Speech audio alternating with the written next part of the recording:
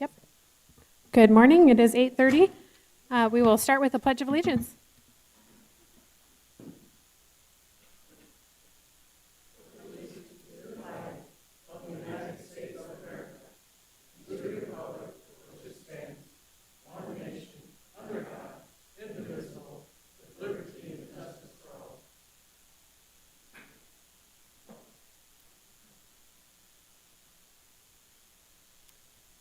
Item number 3 on the agenda is an invitation for a citizen to schedule time on the commission agenda for an item not listed. Just a reminder, there's a 5-minute time limit per person, and anyone wanting to speak during this agenda item must sign in prior to the start of the meeting. Any requested action items must be scheduled for a future meeting date. We have one individual on the sign-in sheet this morning, Jeanette Gibbons.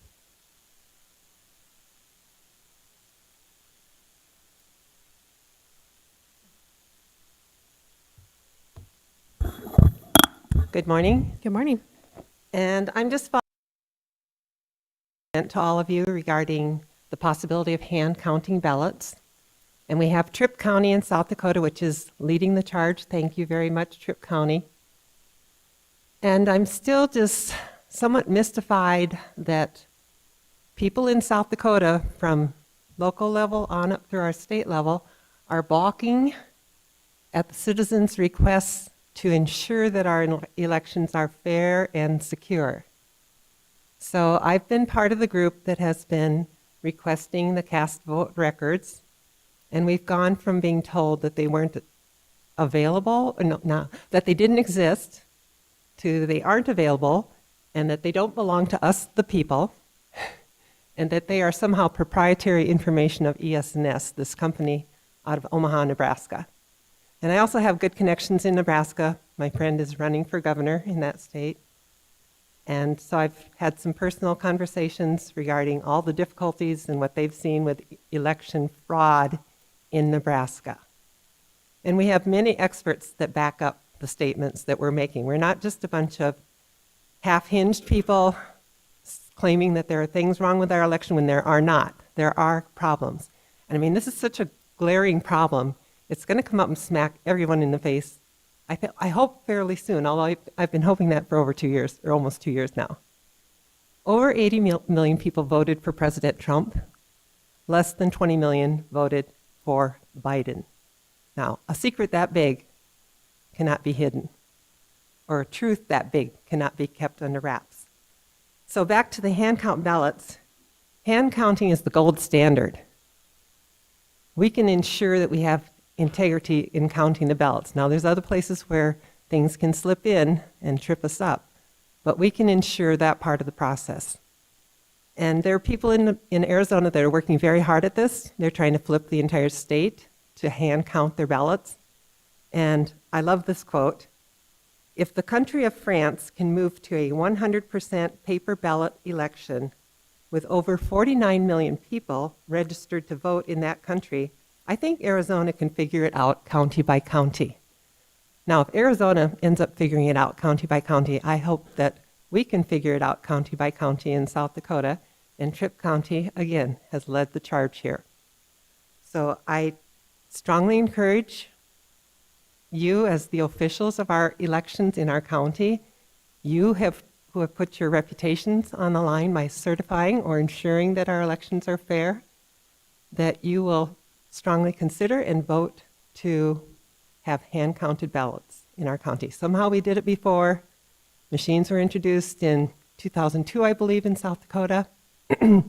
So somehow people in South Dakota could do it in the past. I think we can do it now, and that will help the citizens be much more confident in our process, because we know there are problems, and they are glaring problems. Thank you very much. Thank you. Commissioner Pierce. I'm sorry, Madam Chair. I just can't let this pass.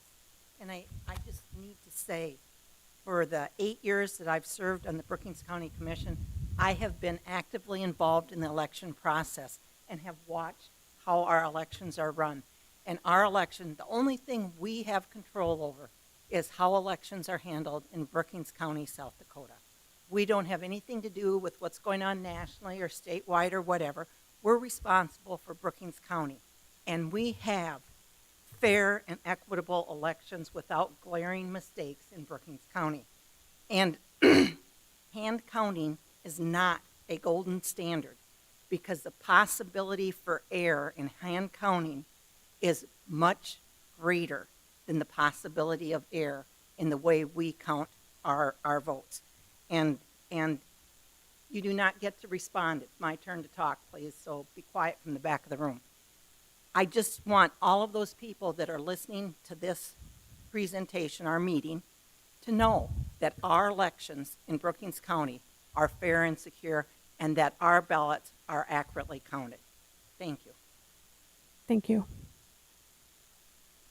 We will move on to item number 4, approval of the agenda. Is there a motion to approve? So moved. Second. Any discussion? Hearing none, all those in favor signify by saying aye. Aye. Any opposed, same sign. Motion carries. Item number 5. Item number 5 is recognition of employee anniversaries.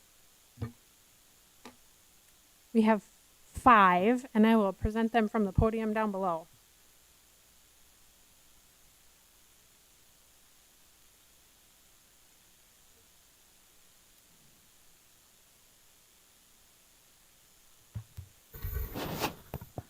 The first one is for Jeff Anderson on this 18th day of October 2022 by the Brookings County Commission in recognition of 30 years of dedicated exceptional service to the Brookings County Highway Department.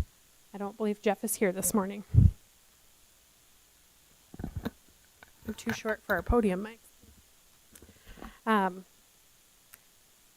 The next is for Lynn Kramer. The certificate of appreciation is presented to Lynn Kramer this 18th day of October 2022 by the Brookings County Commission in recognition of 10 years of dedicated exceptional service in the Brookings County State's Attorney's Office.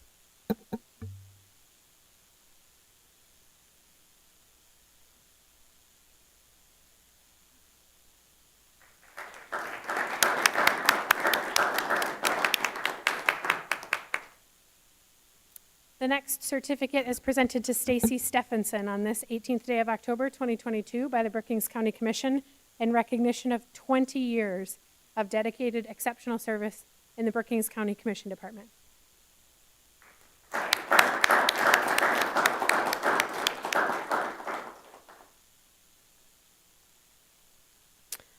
The next certificate of appreciation is presented to Danica Thor on this 18th day of October 2022 by the Brookings County Commission in recognition of 5 years of dedicated exceptional service in the Brookings County Sheriff's Office.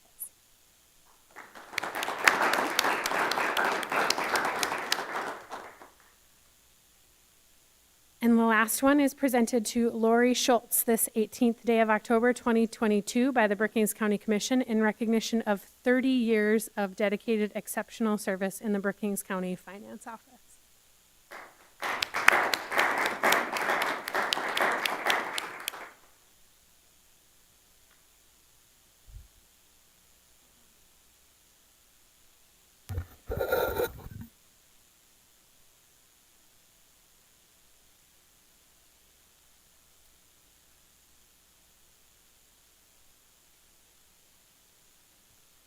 Man, 20 and 30 years, guys. It's pretty awesome. Thank you again to the staff that were recognized this morning.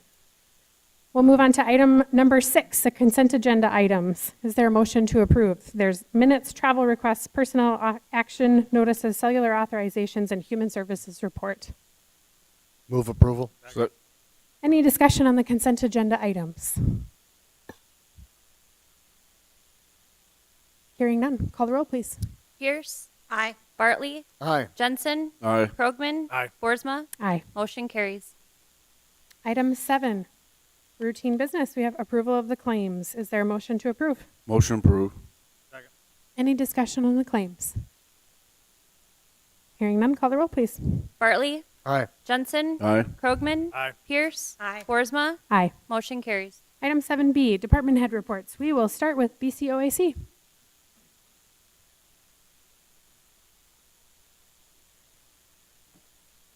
Good morning. Morning, everybody. I'll start with attendance since which was September 20th. We had 126 through the archery range, and then 117 in the gun range, and we held 29 events at the facility. Couple fun activities we're doing is a 4-week gun league, starting October 20th. We're doing a candy shoot again this year for Halloween. Hopefully get some people out for that and decorating pumpkins, and a carving contest. The 2 interns are actually doing an archery night as well, and they're providing pumpkins for people to come in and decorate and carve. Hopefully they're geared towards more college kids, so hopefully we get a little bit of everybody out, but they're advertising quite a bit up on campus. The remodel project, just to give you guys an update on that, it's moving quite slow. With the derecho, a lot of the contractors are trying to get roofs done before snow flies. So we've actually started to do a few things in-house that we know how to do, some light painting and installing some countertops and stuff like that. One question I did have, I think there's going to be enough money left in our building fund to epoxy the floor in the gun range, if you guys are okay with that. Would you like me to bring it for an action item? I do have a quote, and I talked with a guy who can do it, and he said he can get it done by December 12th and get us billed so we can get it off this year's budget. And there is enough money left, but I can bring it back as an action item if you'd like that.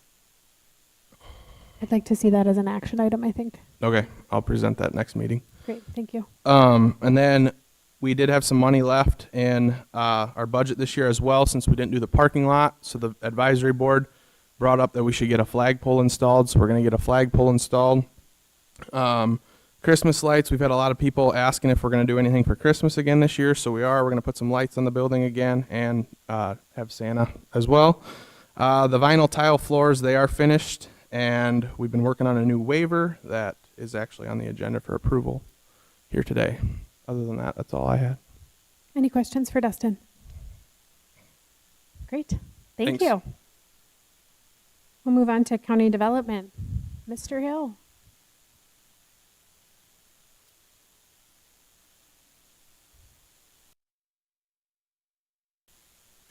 Good morning. I sent out a staff report earlier, and people was last night because we had one on October 5th, and once you get one, they figure it's going to get cold from then on, so that you know to look for the temperatures. October 7th, we did file for party status with the South Dakota Public Utilities Commission, and that was for that CO2 pipeline starting in Aurora and heading south. We've been starting to get some questions on that. The public's invited to come into the office anytime they want. We've got a copy of their PUC submission at the front counter. Ray Lynn would be more than happy to let anybody take a look at that submission if they would like. All you got to do is come in the office. We got a chair. You can sit down and look through it.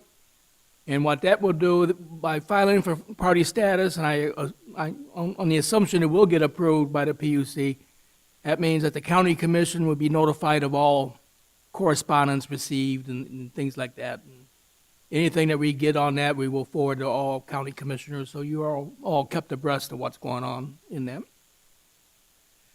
And we had a quarterly drill. State of South Dakota has a communications drill once every few months. We had that on October 13th. Richard and I both participated in that. The Region 6 OEM, Office of Emergency Management Coordinator, visited on Friday. November 1st, we've got a joint hearing between the two planning commissions, the city and county. On November 1st, there will be a joint hearing prior to our regular scheduled county planning meeting.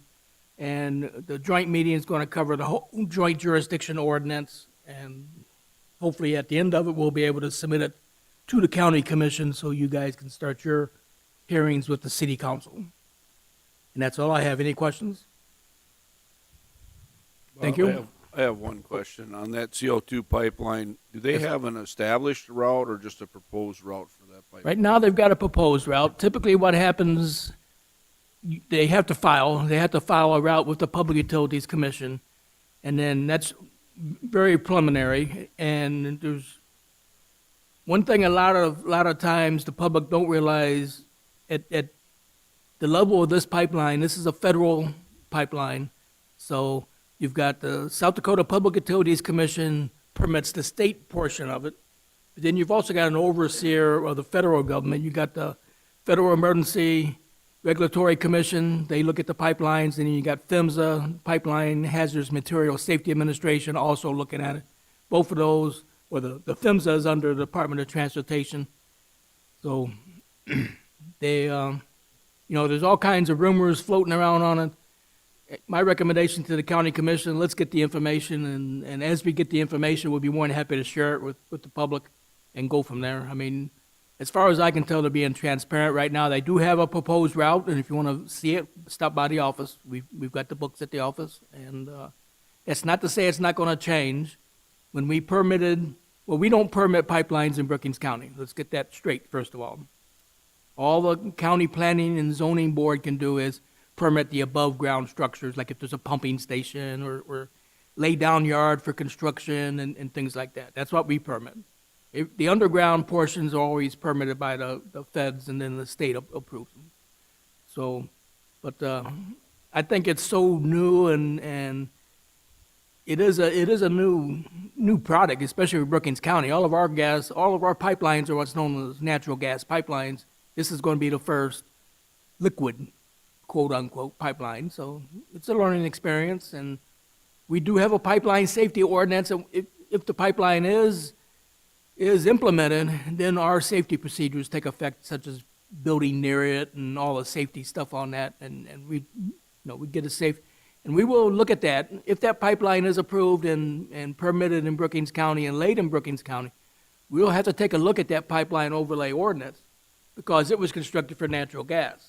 We will have to take a serious look at it and see, do we need to revise that overlay district for the liquid pipes? So, did that answer your question? Good answer to that question on that.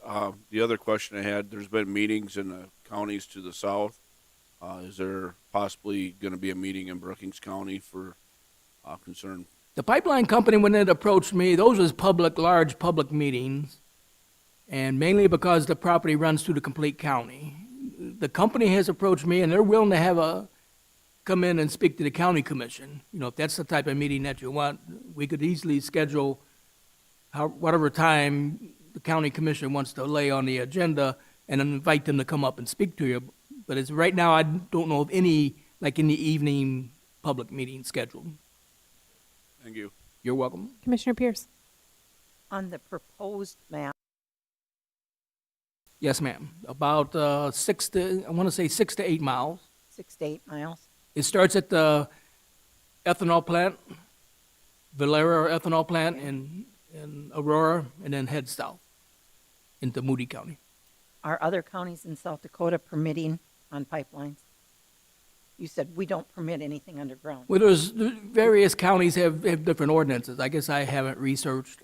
I'm going through First Planning District on what they recommend. Okay. And their recommendation is that the pipelines are laid by the feds, and we have the conditional use permits for things like the lay-down yards and the above-ground infrastructure. But the underground does not require a conditional use permit. Not from Brookings County. And I don't know if it does other counties or not in South Dakota. I think that's something I'd like to know, if it's typical in South Dakota that counties permit those or don't permit those. If most counties are taking the position that that's something that's governed by either state or federal, I'd just like to know if there's something that we ought to be considering or not. The only caveat I would say to that, if you start to, and the reason why Brookings County has never considered doing underground pipes, is if you start doing that, you're going to do every water line in Brookings County. You're going to do you can't, it's just like when we do a conditional use permit, we can't discriminate against hogs and permit cows. We have to be generic. So if you're going to do pipelines underground, you're going to have to do pipelines underground to be fair with all the infrastructure. But That may or may not be the case, but I really like to know if it's common for counties to issue permits for that. If it's more common that counties don't get involved in the permitting, I'd like to know that. Either way, just so that we're doing whatever our due diligence is. And when you say that the overlay district will have to be looked at, that's not a short process. That doesn't just happen by all overnight. means, it's not. We do have, the overlay district has liquid pipelines included in it. At that time, CO, I don't know if it's even going to need to be updated. I said we're going to have to take a look at it. Okay. No, liquid is in the, we realized at the time when we did that, and we did that pipeline ordinance in 2018, 8 or 9, we realized liquid sooner or later may come into Brookings County. So liquid is in there, it just, our concentration was on natural gas at the time. But yes, by all means, we'll look at it, and we understand updating the ordinances can take a long time, just depends on the type of update. And we maybe should be proactive on that rather than reactive if we need to do something. And then, Bob, the last question I have on that, is it in South Dakota that some counties have been doing moratoriums on that, or is that somewhere else? No, there is at least one county in South Dakota, and First District, I approached First District on that, and the lawyers that they deal with, a guy, Zach and Counselor Peterson, I think it is, they recommend against the moratoriums, but And I don't have an opinion one way or the other. I just want us to be educated. So, I'll work with First District and get as much information, since they'd be more of a central point than anybody else that I would know, and if necessary, I can, the pipeline agency I mentioned, PHMSA, if need be, I can also contact them and see what information they're willing to share. You're welcome. Thank you. Thanks, Bob. We'll move on to the Sheriff's Department.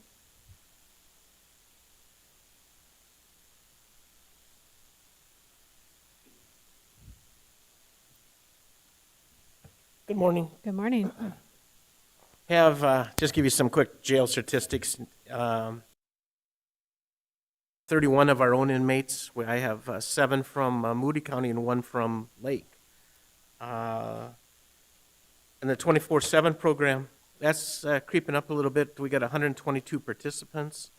I got 6 on a drug patch. I got 39 on PBTs, so that's 78 people that come in twice a day.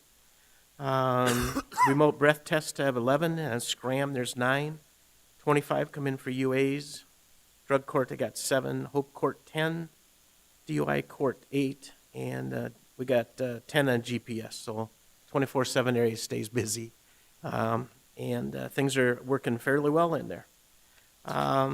Gave a couple talks last week on fraud, one at the activity center, and then there's a group called Ollie, I believe, OLLIE, and they met at the Dakota Bank. There was about 30 individuals in there. We talked about some of the fraud stuff that and scams that are going on in Brookings County and so forth. So it was a good group, a lot of questions. Thursday night, the Human Rights Commission is going to meet at the sheriff's office, and then afterwards we'll do a tour of the jail for that committee.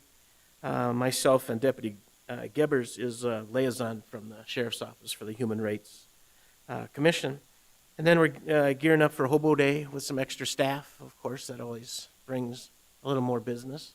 And our nurse will be available for blood draws and stuff. So other than that, we're staying busy.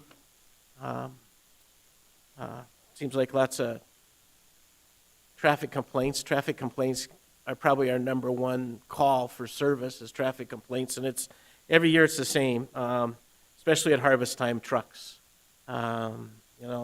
Farmers out there trying to get their crops in and being passed in no passing zones and so forth. So we'll do a little PR for that and try to, on our Facebook page and so forth, try to slow traffic down a little bit. So other than that, unless you guys have some questions. Any questions for Marty? Commissioner Pierce. I have 2 questions. First is relates to the blood alcohol test. We're over on budget, on that budget line. Could you just tell us, are we doing more of the tests at the detention center, or are they all going to the hospital? What's happening? Most of them still go to the hospital. With just one nurse, it's hard to, if there's something comes through the day, we can do it there. But otherwise, we've talked about some avenues to do that. But right now, most of them are still at the hospital. Yeah. When we got some, on Hobo Week, we have our saturation patrols, and it makes sense to have someone on staff. So, yeah. And then my second question was, when we had our last meeting, you indicated that you had an upcoming meeting with the Department of Corrections and would be talking about the co-location issue with juveniles. Did anything come out of that meeting? No, they're still. I guess they're going to come and do another visit. So The individual that we would work with couldn't come that day, so they sent someone else, but that person wants to come back. And yeah, so it's still in the works. Any other questions for Marty? All right. But they did like, the gentleman that did come did like the way we had it set up with the doors and so forth, that those can kept unlocked, for the holdover part. But we don't do a lot of holdovers, but So we're physically in compliance. yeah. Thanks, Marty. Moving on to item 7C, the finance officer.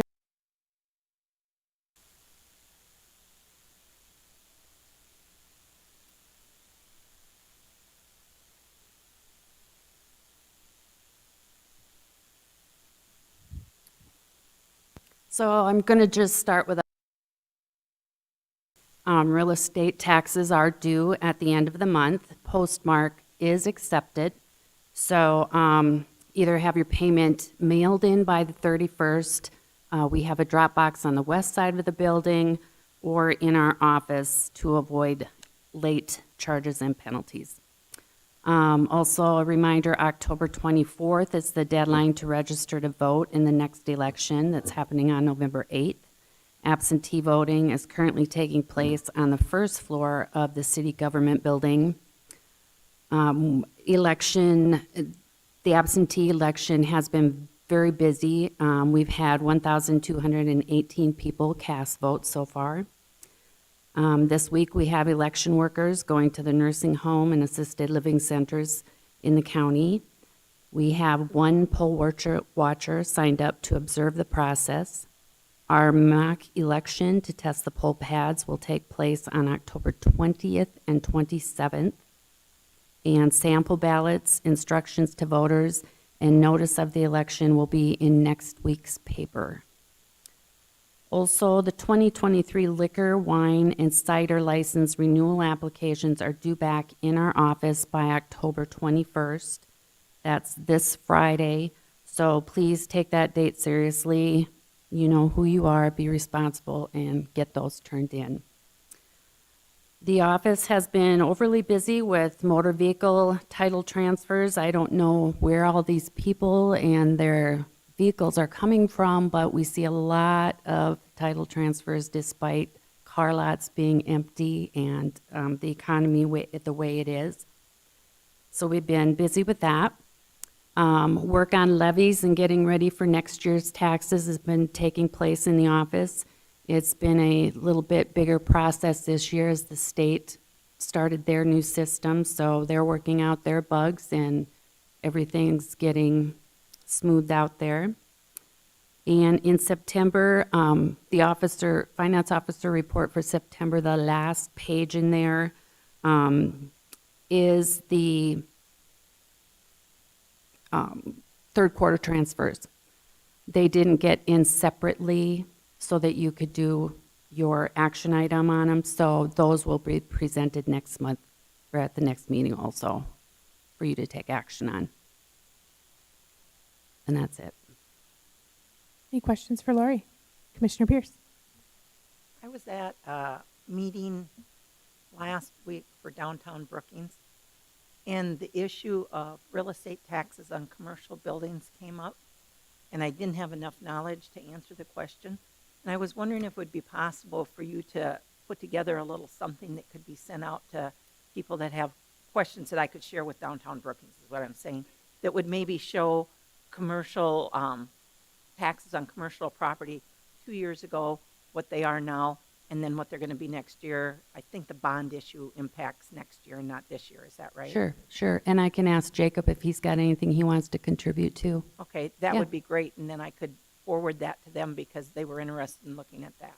Okay, no problem. Thank you. And just commercial, not residential. Okay. So, thanks. Any other questions for Lori? If not, just want to make sure that we note those be it noted items, the auditor's account with the treasurer, the payroll expenditure report, and the register of deeds statement of fees collected. Great. Thanks, Lori. We do not have any scheduled agenda items so we'll move on to item 9 under regular business. 9A, action to approve resolution number 22-49, a resolution declaring a fire danger emergency in Brookings County and prohibiting open burning. Is there a motion to approve? Move approval. Any discussion on this one? I guess, are the fire chiefs aware of this? Oh, As far as I know, they are. I spoke to the county fire, the head guy, back on September 26th when we had that full-scale exercise, and he said as soon as everything dried out, they knew that they'd have to go into a fire ban unless we got some rain. So I would have to say yes, but the sheriff might have more input. Yeah, I talked to, actually, last week, Stacy called me about possible burn ban, so we could put it on this. So I called the fire chief, Pete Bozer, and then I called Dave Jacobson too, and they all agreed it's time. We've been lucky so far. We've only had a couple baler fires, but got a lot of corn out there yet. So I just wanted to make sure that all the fire chiefs in the whole county Yep. knew Yep. about Dave- it, so when they started getting calls to, Yep. Dave Jacobson usually takes that. He usually he told me he's going to notify all the fire chiefs by email or whatever, and they all agreed that it's time. I see some other counties are thinking about it too. Great. Any other discussion? Hearing none, call roll, please. Jensen, aye, Krogman, Aye. Pierce, Aye. Bartley, Aye. Boersma. Aye. Motion carries. Item B, action to approve agreement number 22-95, an application for occupancy of right-of-way of county highways made by Sioux Valley Energy and Lake Sinai and Oslo Townships. Is there a motion to approve? so move. Comments on this one? No, we don't have Brian. Stacy, did he give you any background on that one? No, I think he had mentioned during the tour about.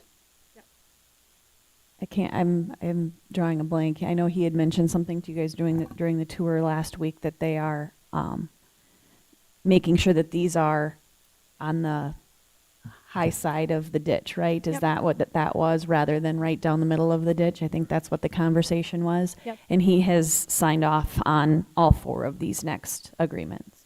Sounds great. Any comments or questions by the commission? Hearing none, all those in favor signify by saying aye. Aye. Any opposed, same sign. Motion carries.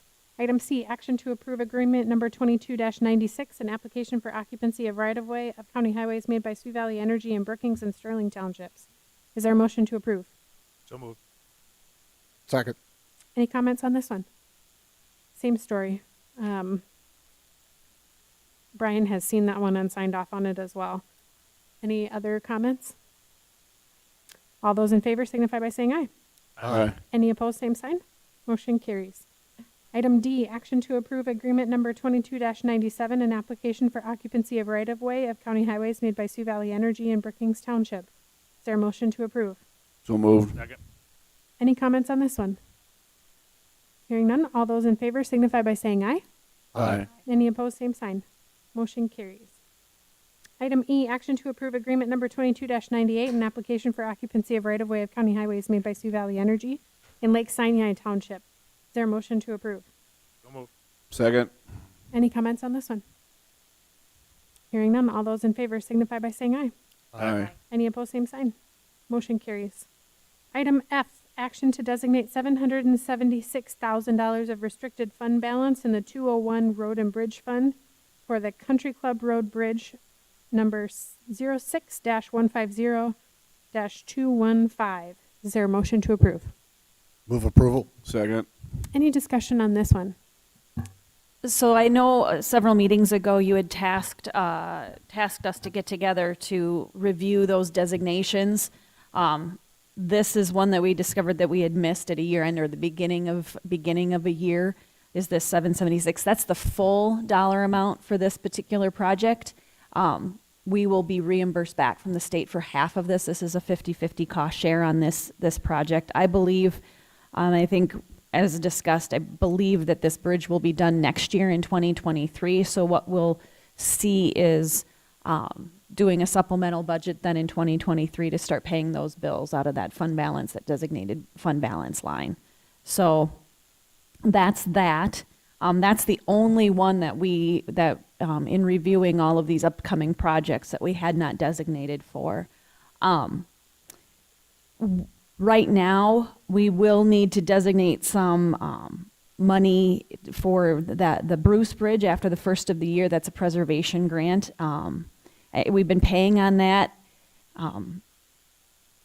So we don't want to designate it now. We're going to wait and see what is left to pay, and that's in the budget this year. And so what we'll do is whatever is left to pay, we'll designate that then probably right after the first of the year, and then supplement that back as we finish paying those bills in 2023.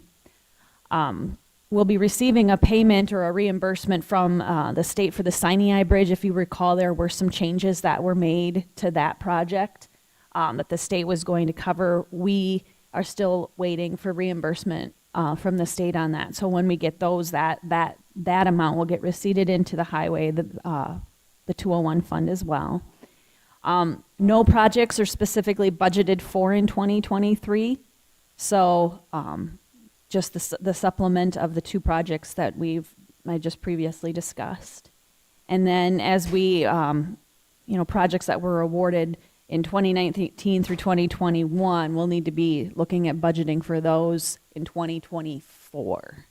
So those haven't been budgeted for yet as far as the levied dollars are concerned. So I hope that all makes sense. I know kind of the way we do that is a little bit different, but as we sat down, that was our discussion. So this $100,000 is what we need to designate now to get caught up. Any other questions or comments on this one? I know that was the one that we talked about, the schedule while we were on the tour too, would probably be spring until September or August, right? For that bridge. For the Country Club Bridge, yep. Yep. Yes. So the whole thing will be completed in calendar year next year. So, hearing no other discussion, all those in favor signify by saying aye. Aye. Any opposed, same sign. Motion carries. Item G, action to authorize the finance officer to apply for local assistance and tribal consistency funds. Is there a motion to approve? So moved. Discussion on this one. This fund was created to serve as a general revenue enhancement program. Recipients have broad discretion on using these funds in a similar manner as to how we would use our own funds generated from local revenue. The only stipulation, we cannot use these for lobbying activities. Brookings County would get $50,000 for fiscal year 2022 and $50,000 for fiscal year 2023. To receive this money, I'm required to complete payment information, sign program terms, and I'm looking for the board direction to apply for this funding. Great. Any questions for Lori? Hearing none, all those in favor signify by saying aye. Aye. Any opposed, same sign. Motion carries. Item H, action to approve a request to fill vacancy for a part-time temporary election worker in the finance office. Is there a motion to approve? So moved. Second. Any discussion? Due to increase absentee voting and interest in the election, we have been a little stretched thin in the voting area, so just to hire one more part-time election worker. Great. Any other comments? Hearing none, all those in favor signify by saying aye. Aye. Any opposed, same sign. Motion carries. Item I, action to approve the revised release of liability waiver and assumption of risk agreement for the Brookings County Outdoor Adventure Center. Is there a motion to approve? So Move moved. approval. Second. Comments on this one, Dustin? Did you guys have any questions on this at all? We just wanted to simplify parental, adult, and then the last sentence in that thing is approved by director. That was just kind of an umbrella for like the law enforcement agencies we have come in, but they do sign a separate contract as well. Insurance companies looked at this as well as Dan's office too. Great. Any other questions or comments for Dustin? Hearing none, all those in favor signify by saying aye. Aye. Any opposed, same sign. Motion carries. Item J, action to approve appointments to the following boards and commissions. And we will approve each board independently, but for example, the extension board where there are 5 applicants for 6 seats will approve that whole set of applicants as a group. So we'll start with the Brookings Health System Board. There's one position for a 3-year term.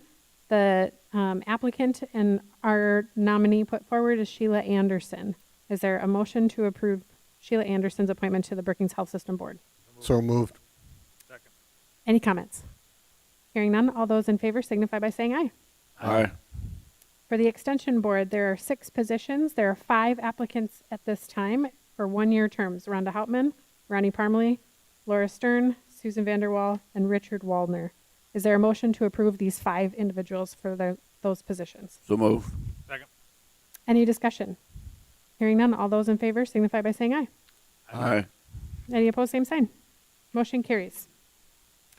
For the Housing and Redevelopment Commission, there's 1 position in a 5-year term, Jennifer Kleitz. Is there a motion to approve Jennifer Kleitz for that position? Motion. Any discussion? Hearing none, all those in favor signify by saying aye. Aye. Any opposed, same sign. Motion carries.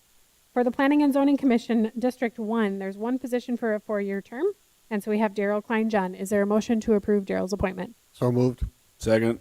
Any discussion? Hearing none, all those in favor signify by saying aye. Aye. Aye. Any opposed, same sign. Motion carries. For the Planning and Zoning Commission District 3, 1 position for a 4-year term, and we have Neil Troyan. Is there a motion to approve Neil's appointment? Second. Any discussion? Hearing none, all those in favor signify by saying aye. Aye. Any opposed, same sign. Motion carries. Planning and Zoning Commission alternate, 1 position, we have a 3-year term, and Roger Erickson is the nominee. Is there a motion to approve Roger's appointment? Motion approved. Second. Any discussion? Hearing none, all those in favor signify by saying aye. Aye. Any opposed, same sign. Motion carries.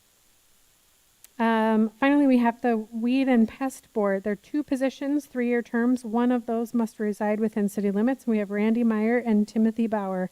Is there a motion to approve these 2 candidates for the Weed and Pest Board? So move. Any discussion?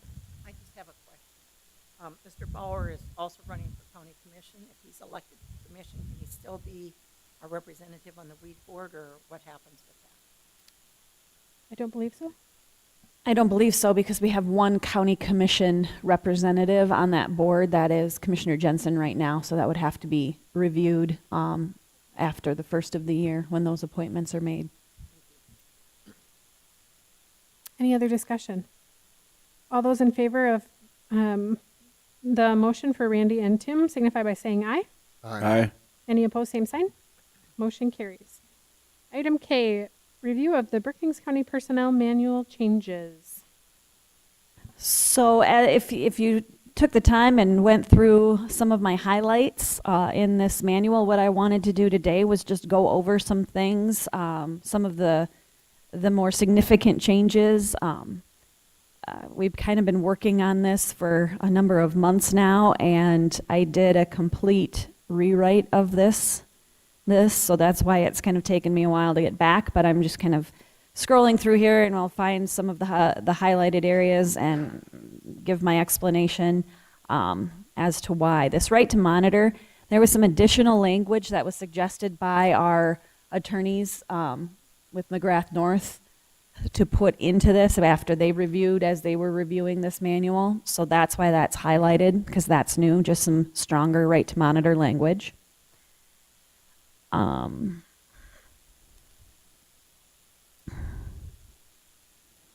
Let's see.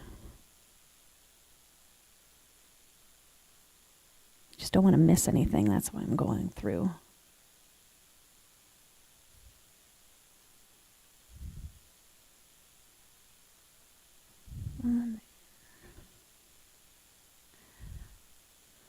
Timesheets. So this affects the non-elected exempt employees. So that's appointed department heads, and then we have the 2 deputy state's attorneys, as well as the jail administrator and the assistant sheriff are also exempt. That are the that are non-elected exempt employees. So what this basically now changes is that there used to be that if you'd have to take 4 or more hours off in order to use your sick or having to use your sick or vacation time. Basically, what this does is says everyone's required to account for a 40-hour work week. You can flex your time within that work week, so it would be Saturday to Friday. You can flex your 40 hours within that time. Anything less than 40 hours, though, is sick or vacation. You'd have to use your accrued leave for that. So I think that's kind of the direction that we wanted to head with this, so that even these folks are accounting for a 40-hour work week, but giving them the flexibility to flex those hours within that week. Okay. Moving on.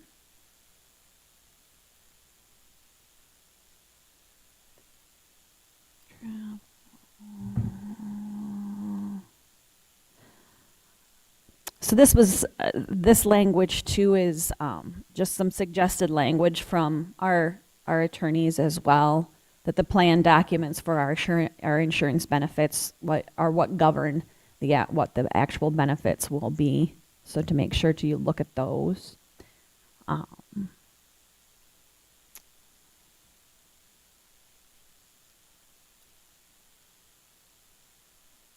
This is vacation leave. This is very similar language with sick leave as well for elected officials being, if they are newly elected after January 1 of 2023. So right now, elected officials had the option to sign on to our vacation and sick leave policy. That will no longer be the case. Anyone newly elected that starts in January of next year does not get the opportunity to sign on to our vacation and sick leave policy. Dan and Marty, I know, did not, so they're already sort of part of that plan. We have some others that have, so this is just a change in that. And so that is, you'll see similar language to that in the use of sick leave as well. And that's this is for sick leave for electeds. We're cleaning up some language here on Christmas Eve for that holiday. If it falls on, if December 24th falls on a Monday through Thursday, for all employees except sheriff, jail, union eligible employees, they celebrate the holidays on the day that they're the day of the actual holiday, because they're a 24-hour, 7-day-a-week department there. And then holidays that fall on weekends, we did add some language here. This does not apply to Christmas Eve day. Make that clear, that December 24th falling on. So basically, if it falls on a Friday, Sunday, or Monday, we don't get any extra time off for Christmas Eve. So we wanted to clarify that language.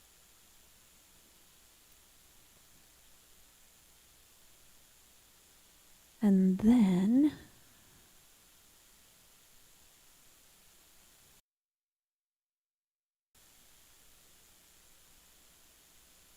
looks like I need to change some things around in there for formatting.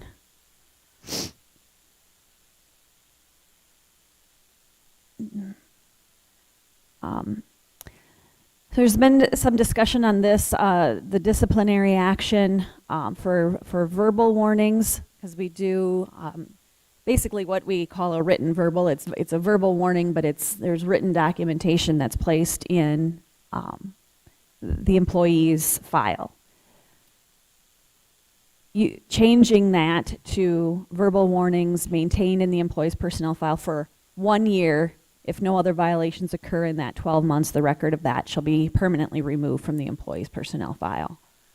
We have similar language in our union agreements already, so this would carry that through to all employees.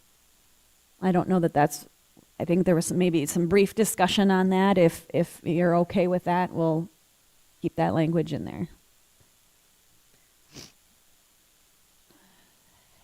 And then I don't think, other than the IT policy, I think,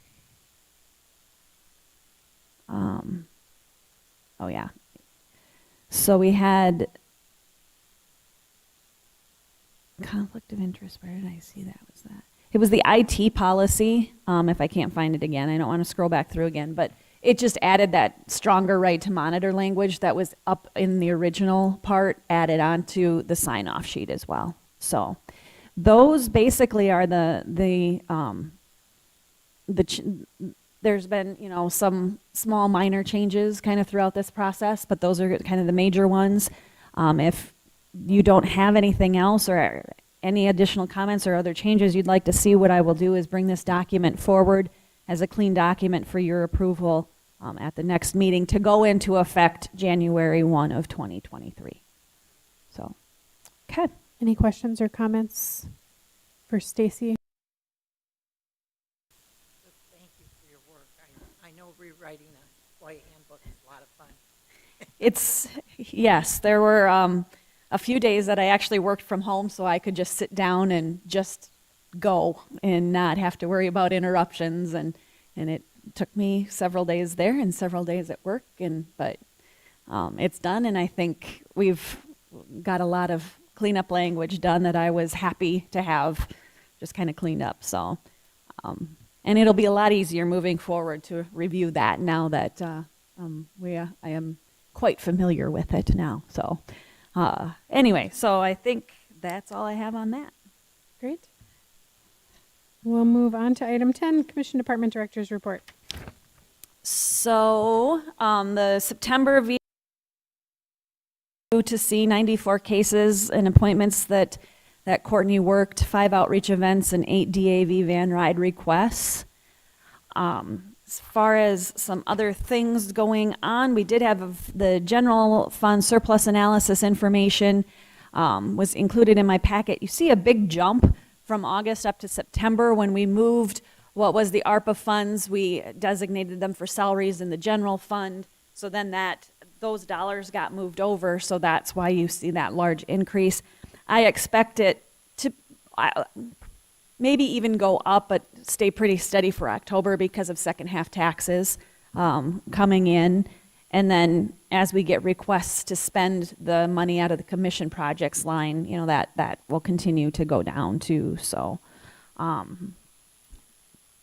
so that's that. And Bob just stepped out. Bob had talked about the joint jurisdiction ordinance. And we're going to need to schedule time for a joint first and second reading, is what I'm being told, with the city council when we approve that joint jurisdiction ordinance together. I was hoping to have some more details by today. I had sent off an email last week and then never heard back from anyone.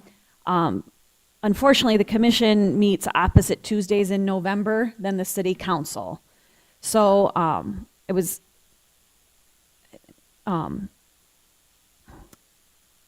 if we aim, what we kind of talked about, what Richard and I talked about, was having a joint first reading on November 15th. I don't know when we would do that, if it would be in the morning with the commission meeting, or if it would work to do that in the evening with for the city council. I think they have a budget or a special session. I shouldn't say what it's about, but I think they do meet that night. I did ask the question about with first readings, the city council hears comments during first readings, and the county commission does not hear comments during first readings. So I did ask the question if the first readings could be held separately, because they're not noticed public hearings, they're just the first readings. And again, haven't gotten an opinion back on that yet. I don't know what that looks like, but I know we have different rules when it comes to our first readings. So I guess the long story short, I don't really know because I reached out to some people, never heard back from anybody on it. So when I asked my questions, so I will continue to push to find out what that looks like and whatnot. I don't know if there's any days that really don't work. I know before the meeting you and I had discussed you're going to be gone most of that week of the 15th, 16th, 17th of November. So maybe that doesn't work the best. I mean, that would just be the first reading only. That wouldn't be, but I still have some questions on whether we should be doing that together or not. And I don't know if Dan has an opinion on that or Bob stepped out. So I'm kind of at a loss, but. Stacy, did you ask Luke Mueller that question? Did you reach out to him? Because he's the person that's going to answer the question. I can reach out to him.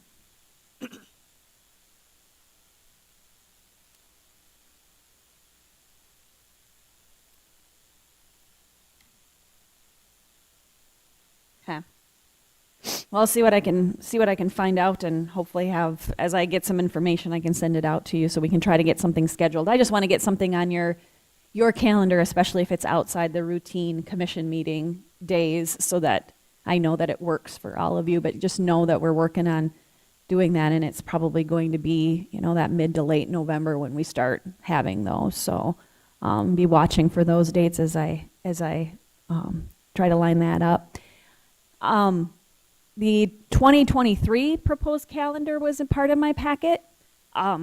Every odd year now, our association does have the spring workshop. In past years, it's always been in March. This year, they moved it to April 19th and 20th. That's always out at Pier, out at the Ramcota. So you can make sure that you have those dates marked. Otherwise, some of these other things are the different, Ledge Conference in February, and the Blue. May is actually, I think, spring workshop for officials. That's your Lori and then Auditor Treasurer Deeds meet out in Pier then.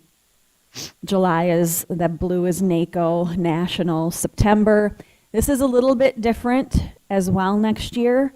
Our state association fall convention, they'd have the golf event on a Sunday, and then you'd golf or the meeting then would be Monday, Tuesday. This year they're actually doing the golf event on a Monday, and the meeting will be Tuesday, Wednesday, September 12th and 13th. Next year it is down in Sioux Falls at the Ramcota, I believe. So, and if you're interested in doing that golf event, instead of it being on a Sunday, it's on a Monday next year. Other than that, personally, I would like to move the October dates to the 10th and the 24th. That's for personal reasons, but it sure doesn't have to be if you want to keep with the 1st and the 3rd. But that's that. Any other things that you see that stand out? April 11th, that orange date, that's equalization boards. That's a special date there. Otherwise, we tend to keep to the 1st and the 3rd as much as we can. So. Stacy, with the first Tuesday in November falling on the 7th, on an odd year, we wouldn't have any local election stuff that we would have to handle on that typically, correct? Correct, yeah. Okay. Yeah. I was just looking at the combination of November, and because October has 5 Tuesdays, then that also starts to potentially wreak havoc. But if we don't have anything to worry about, then that's great.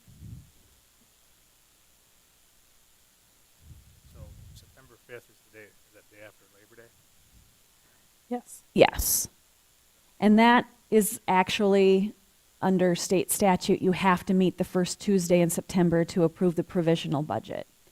Even though that always butts up right after Labor Day. We come out of Labor Day weekend and you have to meet that first Tuesday. I think that's in state statute.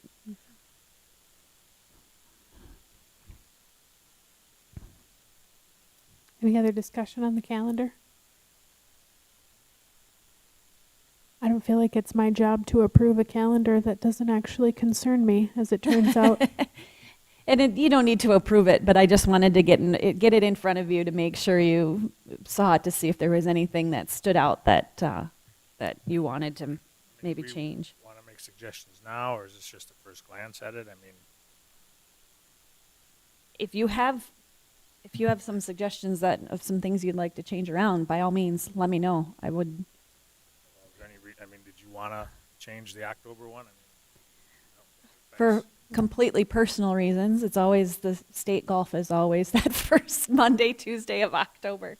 And my son has proven that he continues to show up. So that's why I was gone a couple weeks ago, although I joined the meeting. And that's always a possibility, too, for me to join remotely. I mean, But- does it matter on bills or claims? It doesn't matter any of that stuff, does it? I don't think this far out, no. So, I mean, if you want to change it, I'm fine with that. I think you are too. And with 5 Tuesdays, you've got some freedom. Yeah. They would just put the 3-week break at the end of September rather than at the end of October. So. All right. I appreciate that. And now watch. Now, no pressure, Tate. Poor kid. I'll tell him. Anything else? Otherwise, think, I don't know. I can't think of anything else.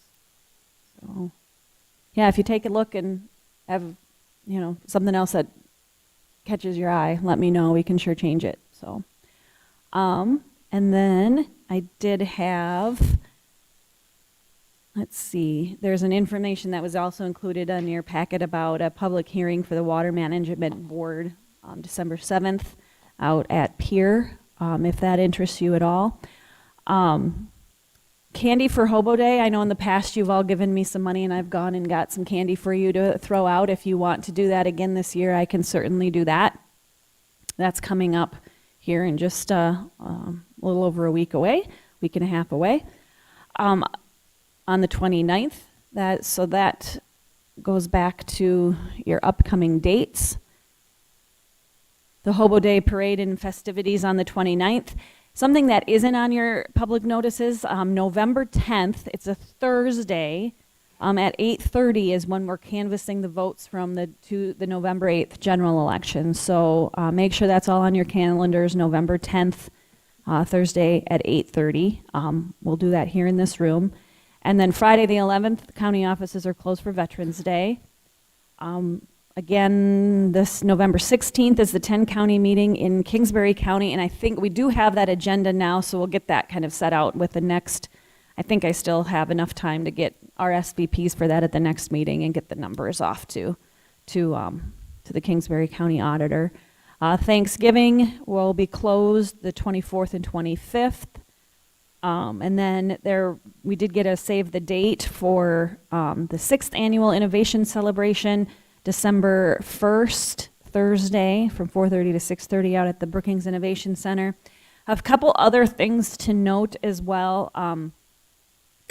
I have now been starting to hear from a couple of the fire departments who have gotten invoices to get their commission projects funding. Do you want me to just add those into the routine claims? Because we do have a line, I think we'll have to do a supplemental budget for that line, because I think we have the money, we just don't have the budget authority in that line. But part of the routine claims, you don't want to see those as separate action items come before you. Okay, just wanted to make sure. And then some very good news on open enrollment. For those of you who will be with us still next year, that information was handed out this morning. Health insurance there was no increase, 0% on premiums for next year, which was fantastic. Fantastic for the county, fantastic for our employees. And dental and vision both went up just 3%. So we're doing really well there. So wanted to share that with you. Otherwise, I believe that's all I have. Great. Thank you. Commissioner Pierce. I just had one question. Veterans Affairs report. Are we doing anything with Beta for those rides when DAV's not available? I don't know that we've utilized it yet, but it is available. And we've had those discussions, and we know how to get a hold of them. So, yeah. Any other questions for Stacy? If not, we'll move on to the State's Attorney's Office report. Dan? I'm the guest speaker today at Rotary, so some of the topics I'll be covering is and the success of our underage drinking diversion program. So it's usually about a 30-minute presentation. So if anyone's listening or anyone here in the room, I'd be happy to have you as my guest to hear more about the happenings at the State's Attorney's Office. That's over the noon hour at the Activity Center today. So. Any questions for Dan? Commissioner Pierce?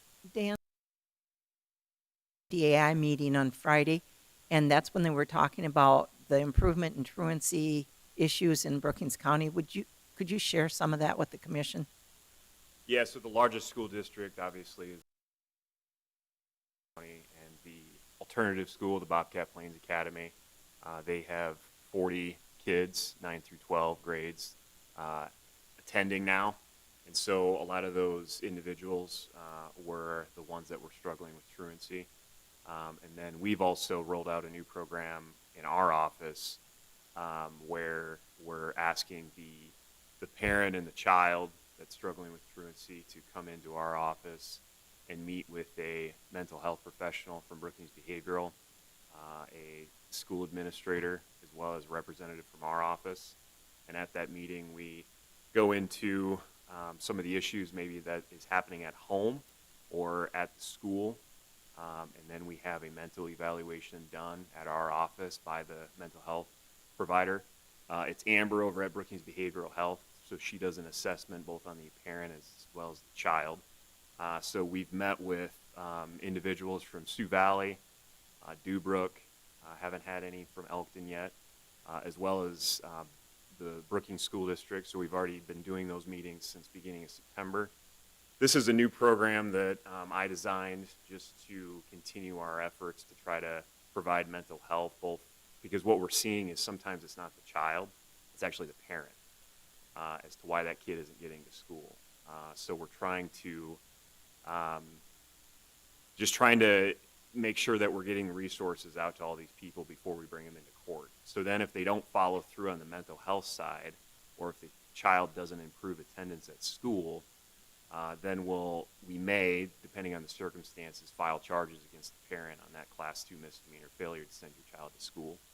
So we're trying to, combat truancy from all different angles. So both at the alternative school, but also trying to meet the parents where they're at and making sure that if there's a mental health need, that it's being met. So we have had people that have now are now attending Brookings Behavioral through those meetings. So that was the truancy side of that JDI meeting, was sort of an update on that. And it's a pilot program, but we've had tremendous buy-in from all the school districts so far on that front. So, Dan, are you finding it's being well received by parents and students as well? yes. What we do at these meetings here at our office is we actually schedule the mental health appointment right then and there, so it's not requiring the parent to follow up to schedule that meeting.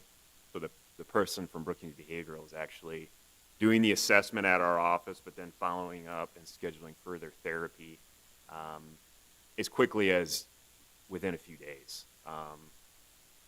So we've only met with 5 different families so far from around the county.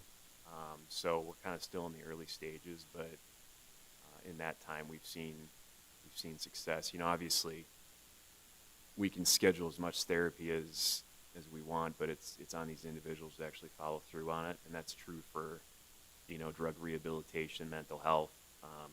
But we just didn't want to be in the situation where if we brought the parent into court on that charge, failure to send your child, that the mental health side hadn't been explored yet. We wanted to cover that prior to make sure that we had exhausted all of our local resources. And I can't say enough about Brookings Behavioral Health. I mean, they continue to say yes to all my crazy ideas. So whether it's diversion or this truancy program, and that's a credit to them, and money that will be well spent through those ARPA funds that the county allocated to them to expand. So, Great. Question. Yeah. Just a quick question, Dan. When it comes to the truants, is there a funding barrier there at all for the parents to go through mental health or the child to go through mental health counseling? yeah, you'd have to ask Brookings Behavioral, but they're willing to work with a lot of these families. Angie, I know, sits on the board over there, but it's not a situation where they're turning people away because they can't afford it. So, I mean, if there's an assessment that's being done on these parents as it relates to why the child isn't getting to school for whatever reason, and there's therapy that's scheduled, I haven't run into a situation yet with them where they're saying, well, we would offer it, but they can't afford it. So I don't know if that answers your question, but Well, it specifically, does to a certain degree, but yeah. you know, part of the national funding that's coming out of the ARPA involves obviously families and juveniles and truancy. So the question is there a request that should come to the county commission special funding for that particular line item, either at behavioral health or at the school district or through your office, where those funds are available for a family and that is not an issue, period? Yeah, so our underage drinking program, so those 18, 19, 20-year-olds, $120 to complete their class. So since that program started back in 2019, that's been over $50,000 of generated revenue that we've created for Brookings Behavioral. So that program pays for itself by the offender.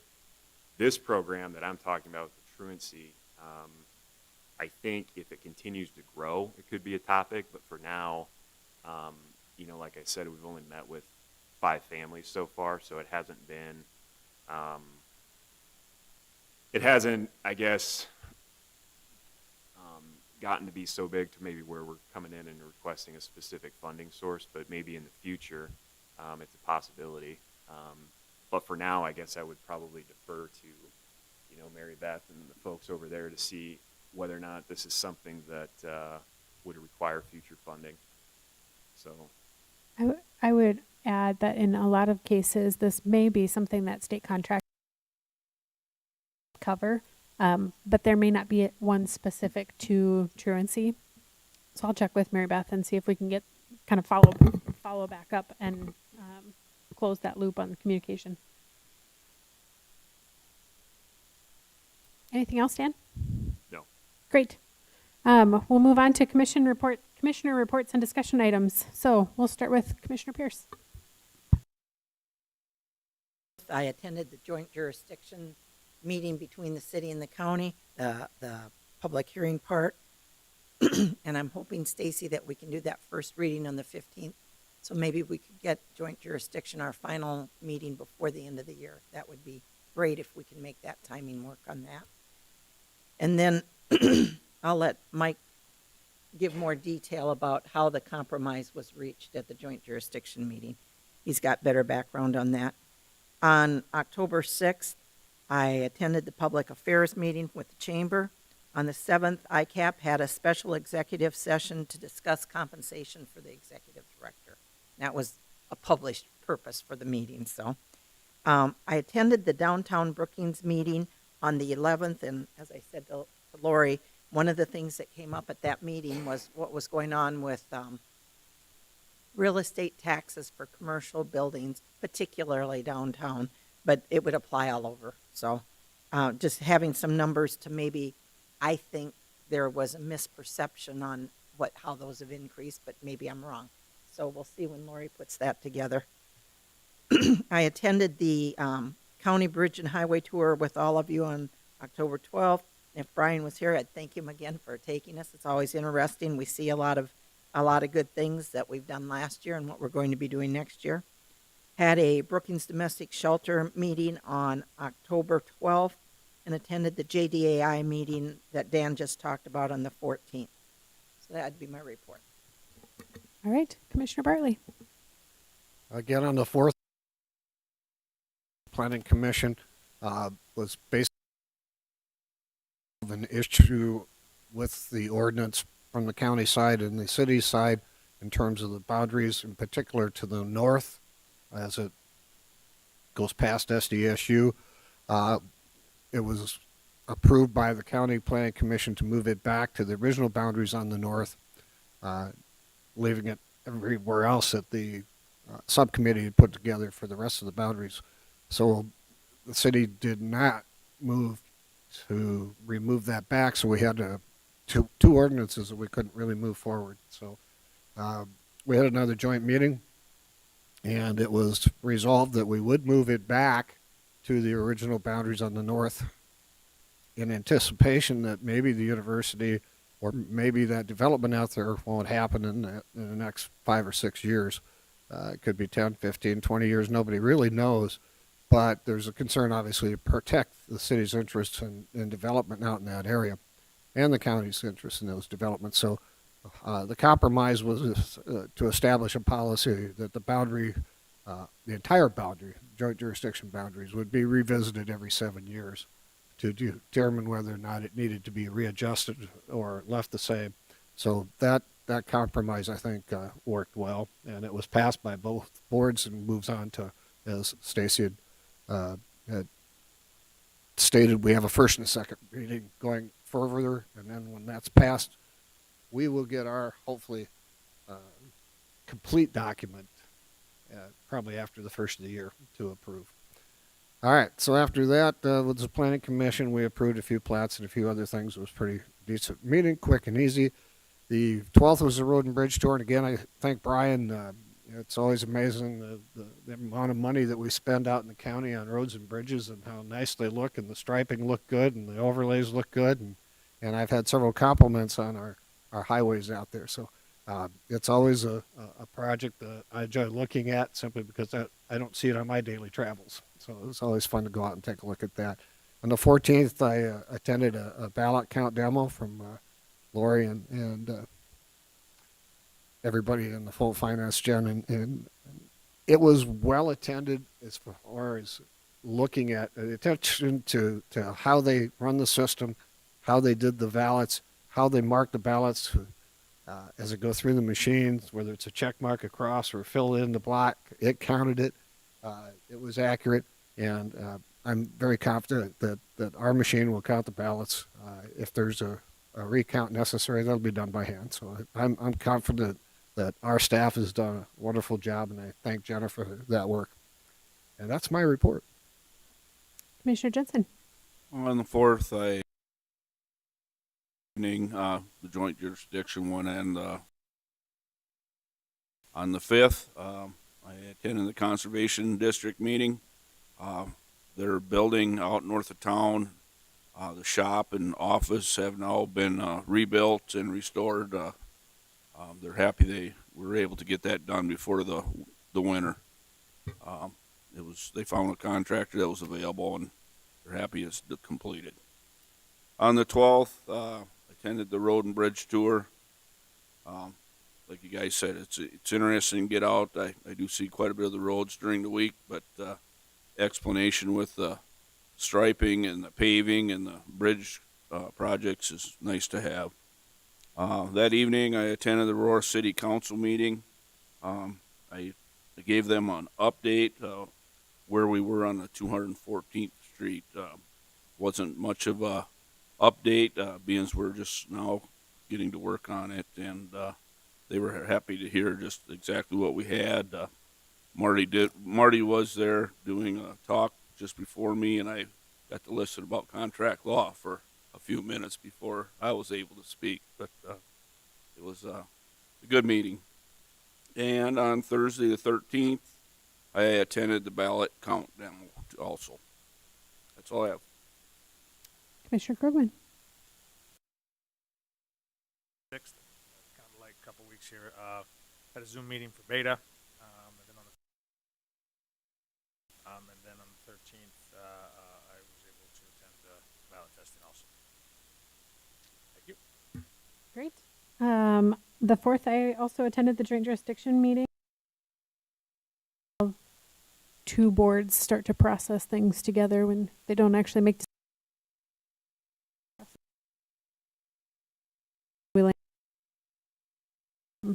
resolution. The 6th, met with Stacy and Kristen to finalize some of the policy language in the handbook. The 12th was the highway tour with all of you and finalized the RFP so that that could get out on the 13th for 214th. And then on the 13th, also attended the ballot testing demonstration. And thank you again to Lori and Jenna. It's super helpful to see the process firsthand and understand very personally exactly how it works, how things are connected or not connected. Those kinds of things gives me a lot of confidence in what we're doing as we head into election. So thank you for that. At this point, item number 13 is an executive session, which we do not have until 1 o'clock. So with that, we will recess until 1 p.m., at which point we will reconvene for an executive session related to personnel. Is there a motion to recess? I move recess until 1 p.m. Second. Any discussion? All those in favor signify by saying aye. Aye. Any opposed, same sign. We will recess until 1 p.m.